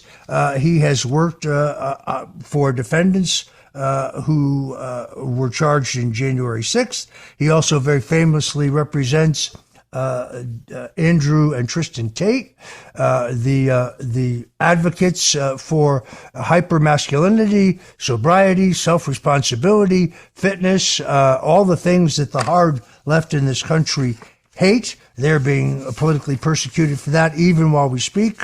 We hope to talk to Joe about some of that as well. But Joe has been involved in a lawsuit questioning the trial in Manhattan under Judge Corcoran, pardon me. And he joins us now to talk about that case as well. Joe, thanks for joining us on the Roger Stone Show. Thank you for having me, Roger. As always, it's a pleasure and honor to be here with you. I thank you for your continued patriotism and advocacy for the rights and liberties of American citizens, and for the justice to get Trump back in. I know you often do this at considerable personal risk, and I thank you for it, and I appreciate you very much. Judge Engoron was the name that I was grasping for. So that's a good place to start. We saw the spectacle of two trials in Manhattan that were politically motivated start to finish.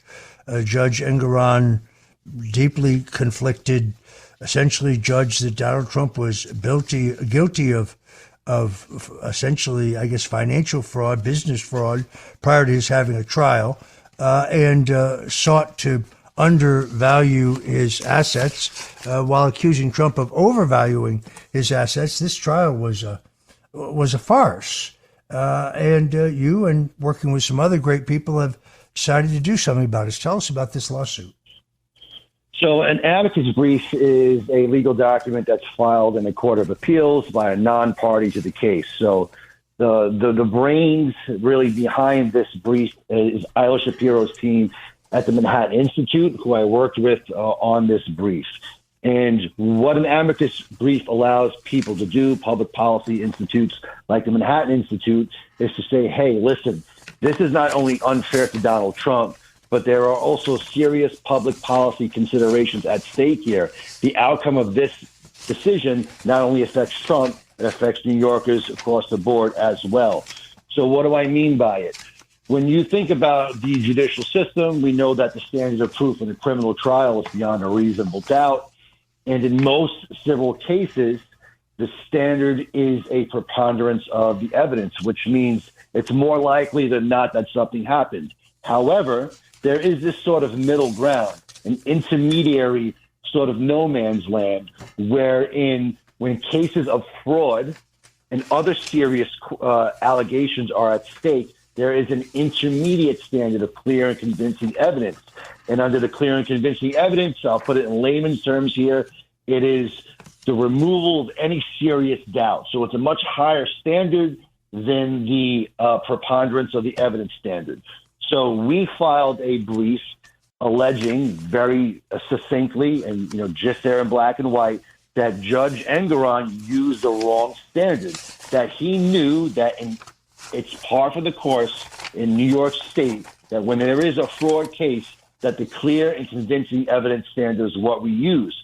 But he did not use that. He chose to use the preponderance of the evidence standard, which favored Letitia James's prosecution against him. And that is very wrong. We know that the most important axiom in the American legal tradition is that all people are equal before the law. And when American citizens are treated differently than their neighbors solely because of who they are, the highest courts in our nation have routinely and rightly found that this kind of treatment violates the core principles of our legal traditions. This is because burdens of proof are designed to safeguard not only a defendant, but also the integrity of the entire judicial system. So when plaintiffs and prosecutors are held to lower evidentiary standards without cause, a defendant's due process interests and rights are jeopardized, and the integrity of the system is undermined. So that's precisely what happened in this case when Judge Engoron wrongfully applied the preponderance of the evidence standard to evaluate the civil allegations of fraud against Donald Trump and his associates.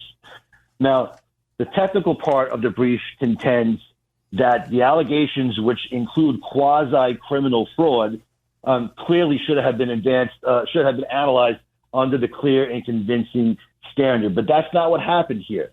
Our brief also outlines, and this is also technical, that New York State Executive Law 6312, under which Letitia James brought the case, allows for civil remedies based on criminal statute violations. So what does that mean? It means that there are very serious consequences for blowing trial in a civil case when you're Donald Trump or when you're any other business person of importance in New York State. Our brief, the Manhattan Institute, argues that James's approach, particularly through her public statements, effectively painted Trump as a criminal in the court of public perception and in that courtroom in Manhattan, and that she sought penalties comparable to those in criminal cases, and that the court's use of the lower standard failed to protect Donald Trump's due process rights, which led to a very unjust outcome in this case. Now, with regard to everybody else, here's the kicker. If you are a business person who wants to do business in New York, or if you're a New Yorker who's looking to start a business or to do business, you have a serious problem. Because if this decision is not overturned, then a new and very dangerous standard will have been established. And under this standard, there will be a lower burden of proof to examine allegations of fraud, which routinely happen as a matter of course in business, in any type of business. So this will have a chilling effect on New York State. Put differently, and I'll sum up here, when a company, when weighing to do business in New York, must now weigh this newly heightened risk of being examined under the wrong standard versus doing business in New York. Businesses may and likely will seek to operate in other jurisdictions with more favorable and predictable laws that would entitle them to the normally constitutionally protected standards. So in conclusion, our brief urges the appellate court to reverse Judge Engoron's decision against Trump. It's egregious, to reinstate the clear and convincing standard that has always been used in these kinds of cases, which will ensure the allegations against Trump are reviewed under the proper standard and will ensure that anybody else who has a fraud case in New York State will enjoy the same clear and convincing protection standard. Roger, the future as to whether or not New York State is a viable place to do business is at stake. That is why we filed this brief on behalf of Donald Trump and the citizens of New York State to make sure that there's fairness for people going forward.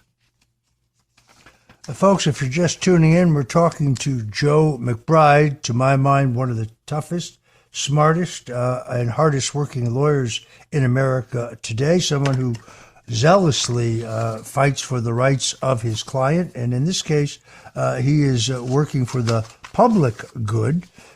He is also, as I said earlier, the attorney for Andrew and Tristan Tate, who have only recently been rearrested in Romania. and the government is seeking their incarceration. We're going to talk to him about that when we return on the other side as well. So this is 77 WABC. Take a minute to grab the 77 WABC app and load it in your phone so you don't miss any of our great programming here at 77 WABC, whether it's Katz and Cosby, setting the day on Sundays, but also giving you at the end of the day a brief on everything important that happened in that daytime, whether it's my good friend Sid Rosenberg in the morning, my old friend Dominic Carter, of course, Frank Morano on the other side of midnight, Larry Kudlow, one of the godfathers of the economic growth under both Ronald Reagan and Donald Trump. You don't want to miss any of this, not to mention the legendary Cindy Adams. So you want to download that app on your phone as soon as you can. I'm Roger Stone. We'll be right back with more of lawyer Joe McBride. It's the Roger Stone Show on 77 WABC. It's the Roger Stone Show on 77 WABC. Folks, we're just about 10 minutes away from taking your questions. We call it Stone Zone on the phone. You can go to 800-848-9222, 800-848-9222, and get in the queue. We're going to cover as many questions today as we possibly can. I'm here with Joe McBride, who is an attorney of note, a man who is known for his fierce advocacy of his clients, and he's talking to us about litigation that had been filed in the Engoron case. I have to ask you, Joe, we have a scheduled sentencing of President Donald Trump in the case brought against him by Alvin Bragg pertaining to business transactions that they somehow tried to transmute into a felony. And many, liberal Democrats are cheerleading that Trump should be incarcerated. Trump should be sent to Rikers Island immediately for the next year. Trump should have to stay at Rikers Island during the closing days of the campaign. What do you think is going to happen in the sentencing coming up in that case, in which Juan Merchan has turned down every legal request that he recused himself, despite the fact that he's had, in my opinion, egregious conflicts of interest? That's a very tough question, Roger. The patriot and the hopeful person in me wants to say that in cases like this, people typically get fines and don't get sentenced to jail, and that's what will happen. The person who has watched democracy decline, and somebody like Judge Merchan, we all know what his daughter's been up to in terms of her organization profiting off of this persecution of Donald Trump, makes me think that he's going to try to sentence him to jail. It's a very hard, speculative question. I think that it would be political suicide for the Democrats to send him to jail, but they very well might. So we're going to have to wait and see what happens. But the question with Trump is a indication of the bigger problem, and these people have turned the judicial process, which is supposed to be cloaked in constitutional protections and due process, they've turned it into the process is now the punishment. And that's what this is about. They want to bankrupt you. They want to cancel you, disenfranchise you, persecute you before you've actually had your day in court. And now when your day in court happens, it's a sham. And what happened to Donald Trump in both of these cases is an absolute disgrace. I certainly hope he doesn't go to jail, but, he very well may.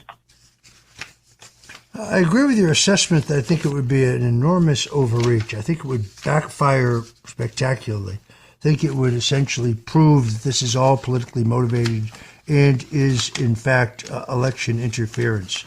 That's one man's opinion.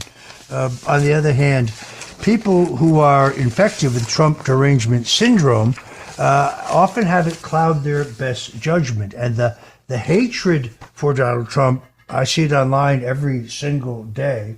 There's a phenomenon out there, by the way, called assassination deniers. These are people who believe that President Trump was not shot or shot at in Butler, Pennsylvania. They therefore don't believe that Corey Comparatori, the valiant firefighter who died from a bullet shot wound to the head after shielding his own wife and daughter, wasn't shot, that this was all staged. It was a psyop. Some cases they say Roger Stone arranged it. That's outrageous. But it shows you how demented some people have gotten. Again, we're going to be taking your calls here shortly. I ask you to get in if you can at 800-848-9222. That's 800-848-9222. Anxious to take your calls on politics, particularly the Robert Kennedy announcement, which has roiled this race. I have to ask you, Joe, about your very well-known clients, the Tate brothers, Andrew and Justin Tate. I have followed them for some time because some of the young men who work for me are acolytes of theirs. They believe in masculinity and discipline, reverence to God, sobriety, free enterprise, physical fitness. They adhere to this as a life's philosophy. And it appears to me, I watched a great interview with Andrew Tate and Tucker Carlson. I really didn't know who he was until then, but then I came to have enormous respect for him. I think he and his brother are being smeared outrageously, what appear to me to be fabricated crimes, but they have many, many friends and supporters in this country. So, Joe, tell us what's going on with the brothers Tate. Well, in the Florida defamation case that we have against their wrongful accusers, that case is going well. We just survived motions to dismiss. We are proceeding to discovery with regard to the defamation charge and the civil conspiracy charge against them. This is very helpful to the case against them in Romania because the prosecutors in Romania had buried the evidence for the previous 2 years. We were able to publish that evidence to the court and to the public in the American judicial system, and by doing so, reverse engineer and sort of backdoor the Romanian court and get that stuff to the Romanian judge and into the Romanian consciousness. And because of that, the prosecutor was no longer able to bury the truth regarding the allegations against Andrew and Tristan in Romania. So the judicial controls against them have been loosening for the past year, and the case has been falling apart in Romania. But because the Romanian government and the Romanian prosecutor in particular is like any other prosecutor who's gone rogue, he doesn't want to admit that he's wrong. So he's doubled down, he's tripled down on new allegations against them. Now, when I say new allegations, they're really old allegations that they're regurgitating. Essentially what they've done is they interviewed 33 women. 30 of these women supported statements in favor of Andrew and Tristan, saying these guys are great. 2 more of those women are actually their baby mothers. And the government is saying that because Andrew and Tristan bought their baby mothers' cars, gave them money, put them in houses, that this is somehow money laundering, which is absolutely preposterous. This is just 2 good men taking care of the women who they had children with, like any other good man should do in this world. They are reaching for straws here because they have nothing. They know that their time is short. Our understanding is that, well, we know for sure that the United Kingdom has spent over $2 billion in an effort to cancel Andrew Tate. $2 billion, and that effort has failed across the board because what we see is a rise in popularity for Andrew and Tristan because of their message of male positivity, of male greatness, of not being ashamed of having testosterone and, traditional values. We also understand that Andrew and Tristan's outspoken support of Donald Trump and their endorsement of Donald Trump has garnered the attention of the Biden-Harris administration. And because of that, the U.S. Embassy and the political offices there in Romania is receiving substantial pressure from the Biden-Harris administration to re-prosecute them the way that Donald Trump has been prosecuted all over the place. The allegations against them are false. The process is the punishment. They will be vindicated in the end. I'm thankful that these are two very successful, rich gentlemen who can afford to fight, who have the finances and the courage and the moral support and the Constitution as men to fight against this stuff. I'm honored to be a part of it. They're going to be exonerated in the end. But until then, it's going to be a dogfight around every hill, upon every hill and around every corner until truth and justice have won. And you just got to be relentless. These are two relentless guys. Our advocacy will continue to be relentless in pursuit of justice for them. They will be vindicated in the end, Roger. Just going to take some more time. Well, please give them my regards and tell them that I'm praying for them and I'm watching the case carefully. And they just did an enormous favor for a friend of mine. Talk about that later in the show. Folks, I want to thank my guest, Joe McBride, from the McBride Law Firm, for joining us today on these two important topics. And when we come back, we're going to take your questions. Also going to get Nana's meatball recipe. You don't want to miss that. That number, once again, 800-848-9222. Don't go away. We'll be right back. It's the Roger Stone Show on 77 WABC.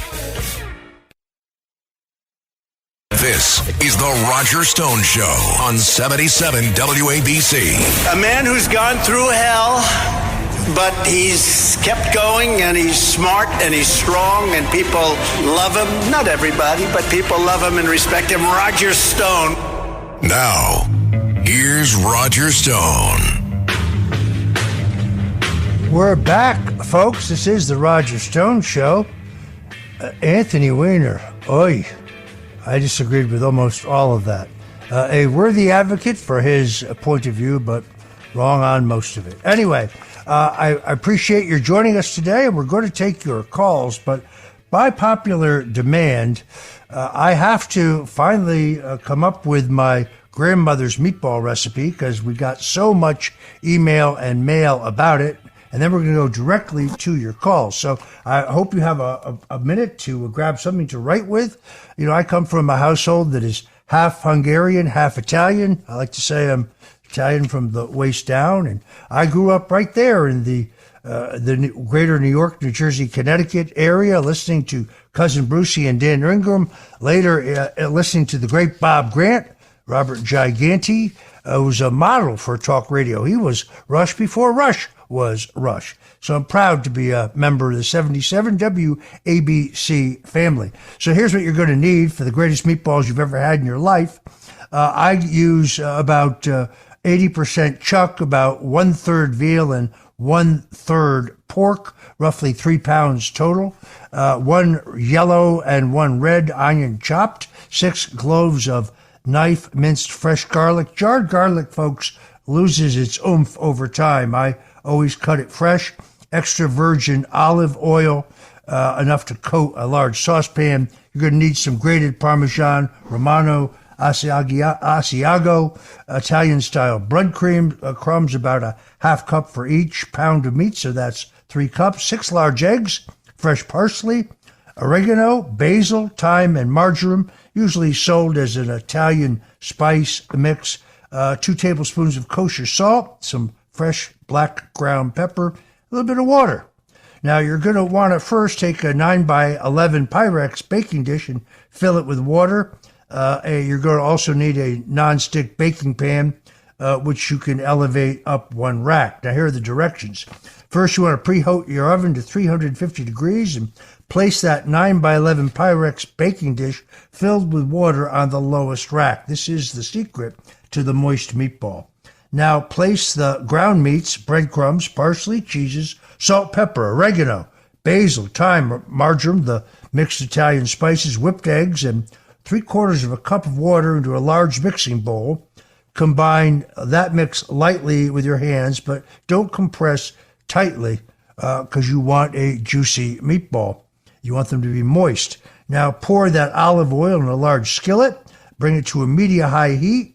Add the onions and garlic. Now saute the onions until they're translucent, maybe even slightly brown, but be very careful not to burn the garlic. Garlic has a much lower burning temperature than onions, and if you burn the garlic, well, my friend, you have to start all over again. So now allow the sautéed onions and garlic to cool. Pour the contents into a large mixing bowl and work lightly but thoroughly all of those spices into the meatball mix. Now coat a large skillet with the olive oil, using your hands to form the miniature meatballs in about 2.5 to 3 inches. The mix should still be somewhat wet. If not, I throw in a little bit of water and remix slightly by hand. In the batches, carefully place the meatballs on the saucepan or the skillet. Now fill, but don't crowd the saucepan meatballs and bring to a medium-low heat. As oil begins to cook the meatballs very carefully, use either tongs, a spatula, a fork to roll the meatballs in place so that they brown evenly on all sides, about 10 minutes. Flat spots when rolling are to be avoided. Remove the meatballs from the baking pan with elevated wire rack. If more meatballs are needed to fill the wire rack, allow the skillet to cool before starting over again. Now place the baking sheet with meatballs into a 350-degree oven for 30 to 40 minutes. At the 25-minute mark, pull those meatballs out. Take a close look. Now you dump them into your marinara sauce, the recipe of which we have given you on numerous occasions, and I swear to you, my friends, you will have the greatest meatballs you have ever had. You can get all those at D'Agostino, all those ingredients at D'Agostino or Christides, so please enjoy the Corbo family meatballs. All right, we're going to go to your questions now. Let's go to Tony in Clifton, New Jersey. Tony, thank you so much for waiting. And welcome to the Roger Stone Show. Hi, Roger Stone. I have one question and then a comment. My question is, times are really rough, and I could use a political godfather. Can you adopt me? Well, you can go to stonezone.com, my website, which is absolutely free. And I write and talk about politics there every day. Of course, I'm here every Sunday from 3 to 6, and we're going to be taking more calls. I know people like that, and frankly, it's tough because there's so much news I want to break, and we have so many great guests, but I appreciate your request. I see that you like the fact that we talked about RFK. Yes, I do. And I love RFK for many reasons, but I want to group him into my category. RFK has a history with America, and it's all good. And RFK, secondly, has been a victim of this administration. And so one of the things I look at, Roger, and I was kidding with you when I said I need a political godfather, is because this administration has hurt so many people. I have a list that I'm keeping of all the people it has lawfared, and we question even some who may be assassinated fared. And when I think of JFK Jr., my heart goes out to him, and I'm so glad that he will be part of this administration and deserve the credit and get the spotlight for all that was done to him. Our country has been getting the business from this party, and when I look at RFK Jr., I'm just delighted. I hope he has a place in the cabinet, Roger. Well, I could not agree with you more. I have agreed with him on his position on health freedom for many years. I'm a vaccination skeptic because of reading a couple of great books about our food. I began to realize he's absolutely right that our food is being poisoned, and that in turn is leading to chronic disease among young people. I think Robert Kennedy made a very sound decision here. He recognized that the Democrat bosses were never going to let him fairly compete. If he'd been able to fairly compete and put forward his platform, he might have beaten Joe Biden. So they could not possibly chance that. Therefore, they kneecapped him in the rules. They canceled the Iowa caucuses. They penalized New Hampshire if they tried to have a primary. They told Kennedy that unless he got 65% of the vote in Georgia, he couldn't go forward. This is the same exact thing they did to Bernie Sanders. Hillary Clinton had to rig the rules to beat Bernie Sanders, a socialist who wasn't even a Democrat a year before he announced his candidacy. So, and then sadly, I think I would not have done this, but he was so committed to his message, so committed to his agenda, so committed to fighting. He decided to run as an independent, and he saw right there in New York State how the Democrats treated him there by suing him to keep him off the ballot. So the people who constantly lecture us about their love of democracy are the same people who don't want to let him run. I think he and his running mate, who, frankly, I was an early critic of, but I've come around, I think that they put the country ahead of their own personal ambitions. And I think he will be a positive influence on President Trump in terms of using the power of the federal government to ensure that the water we drink is pure, that the food we eat is healthy, and to turn the corner on obesity, heart disease, and chronic disease that we did not have just a few decades ago. So I thank you very, very much for your call. Let's go to Scott in the Bronx. Scott, thanks for calling the Roger Stone Show. Yes, good afternoon, Mr. Stone. I'm going to get to my comment in a minute, but with regard to the influence of the extreme left in both our politics, as well as, more importantly, the mass media and how it determines electoral outcomes, as well as all the propaganda they spew on our children, I want to recommend Who Rules America by National Vanguard Books. Again, it's Who Rules America by National Vanguard Books, and it basically publishes all the corporations, the officers of those corporations, as well as their agenda, whether it's CRT, transgender madness, open borders, immigration. It goes in depth in terms of the media control and how concentrated it is and how it is firmly in the hands of the left and the extreme left. Again, that's Who Rules America by National Vanguard Books. Now, I'm going to get into why I called. Now, with regard to Trump being politically persecuted, again, if they can go after an ex-president, I want you to really think this into your mind. The way they can go after an ex-president with these political persecutions in the courts, God knows how many ordinary, law-abiding, decent, hard-working people, tax-paying people, are being subjected to the same treatment because on account of their political beliefs and not because of any forensic activity that they've been engaged in. And if you think that the police agencies in this country are beyond persecuting ordinary law-abiding Americans who are conservative and nationalistic and love their country but detest their government, think again, because the people that we have in power are totally devoid of any patriotism. They're totally devoid of any decency or any morality, and they will do everything that the politicians tell them to do as long as they're collecting their free medical, their free dental, their free pension, and all the other free taxpayer-funded benefits that they get from the government. Case in point, the murderer of Ashley Babbitt. That bum is still collecting his free medical, his free dental, and his free pension, and Ashley Babbitt, a decent, law-abiding citizen, is dead. So, again, the police agencies are not your friends. These are enforcers for the corrupt, terminally corrupt politicians that we have in office, and they'll do everything the politicians tell them to do, no matter how atrocious. That being said, defend your Second Amendment rights. If you don't already own them, get legal firearms training and own legally firearms, whether it's a pistol or a NATO chamber rifle.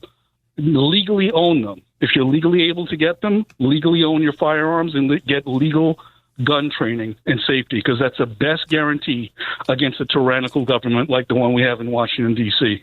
Thank you. All right, Scott, I thank you for calling. Appreciate it very much. It was a little bit more of a speech than it was a question, but we're still happy to have your thoughts. Let's go to, let's see, we have just about another minute. So, folks, again, we're at 800-848-9222, 800-848-9222. Honor of my great friend Lou Dobbs, who always told me to take more phone calls. We're going to take your calls. We're going to take a quick commercial break, and then we'll be right back to take the rest. It's the Roger Stone Show on 77 WABC. It's The Roger Stone Show on 77 WABC. This is Roger Stone. We're back here on The Roger Stone Show taking your questions at 800-848-9222. Interestingly enough, one of my neighbors here was recently represented by Morgan & Morgan in a personal injury case and just got an award for $9 million. So they obviously do a great job, folks, on behalf of their clients, and we appreciate their sponsorship here at 77 WABC. All right, let's go back to the Stone Zone on the phone, as we like to call it. Let's go to Joe in New Jersey. Yes, sir. You know, I sort of predicted that they would go after him because they tried everything else, and that was the last resort. And I still feel he's got to be careful. He's got to watch what he's doing. Till up to the debate, watch what he says, because they're even stealing his ideas. But the reason why I know it's a setup, the lead agent on the stage should have moved him out immediately when he was hitting the air. He shouldn't have had a chance to get up and talk, because he could have had another shot, and that would have been the end of him. Well, it's interesting, of course, is it's just another example of courage on Donald Trump. They immediately try to cover him with their bodies, which is the procedure, but he insists, doesn't know if there's a live shooter still out there. He insists on showing the crowd that he's alive and defiant, that he's not giving up because they tried to shoot at him. Just last week, we saw this in, I think it was North Carolina, where he now has a bulletproof glass shield between him and the audience. But in the middle of his speech, a woman fainted. He came out at his own peril, again, out from behind the bulletproof glass to make sure she was okay. That's the Donald Trump I know and love. He's extraordinarily courageous. But look, I wrote a book in 2013, The Man Who Killed Kennedy, The Case Against LBJ, in which I think I made a pretty good case that there were elements of the federal government involved in the murder of Kennedy. Robert F. Kennedy clearly agrees with that, as he said in multiple interviews. And we talked about that earlier on the show. Then additionally, I'm writing a book on the attempted assassination of Ronald Reagan. All of the facts have never been fully reported. I'm going to document government involvement as well in that. And there are just too many questions. I mean, Congressman Clay Higgins, former police officer conducting an investigation, has learned a number of troubling things, among them that they cremated the body of Thomas Matthew Crooks, the man they say tried to kill Donald Trump and did, unfortunately, kill Corey Comparatori, God rest his soul, and wounded two other people. He also learned that the Department of Homeland Security, the Secret Service, the state police, and the local police were all on different radio frequencies. So we do know, based on what we can see and hear with our own eyes, local police officers saw the gunman within the perimeter brandishing a gun. Local police officers saw him on the roof, and they reported it on their radios. What we don't know is whether anybody in the Secret Service heard them. Now, 5 Secret Service agents have been suspended, but no comment from the agency as to why. Higgins is very upset that they have cremated the body of the man they claim shot and tried to kill Trump. Additionally, we now know that 92 minutes passed before the time that they knew that there was a gunman within the perimeter, where they had seen him using a rangefinder, and no one told Donald Trump. And you're absolutely correct. They should have removed him from the premises immediately. That's what the manual, by the way, requires. That is the standard Secret Service protocol. But what's even more disgusting to me are the Trump derangement syndrome infected Americans who are out there saying this whole thing was faked. Trump wasn't really shot. You actually have Joy Reid of MSNBC saying that Trump bit on some kind of a capsule that simulated the blood and then smeared it on his ear so it appeared that he'd been shot. I mean, if Joy Reid's IQ was 1 point lower, you'd have to water her like a plant.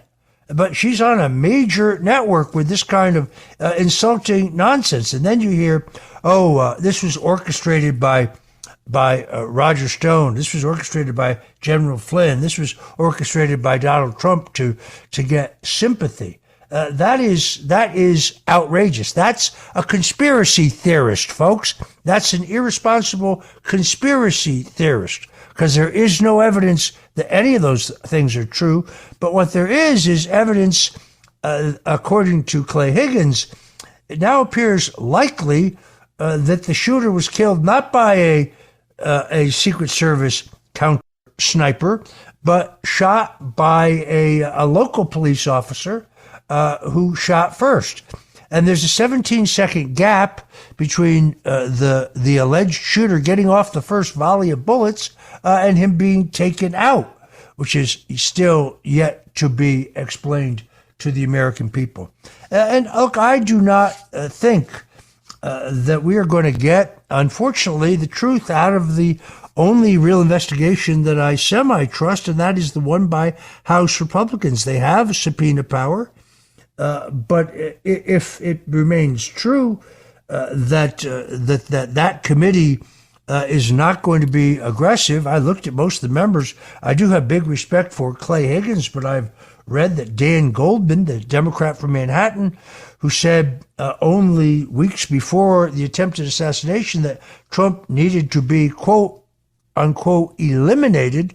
I don't think he is the right man for this job. Benny Thompson, the chairman of the January 6th committee, he filed a lawsuit against Donald Trump prior to becoming chairman of the January 6th committee, where he's supposed to do an unbiased job. So how is that possible?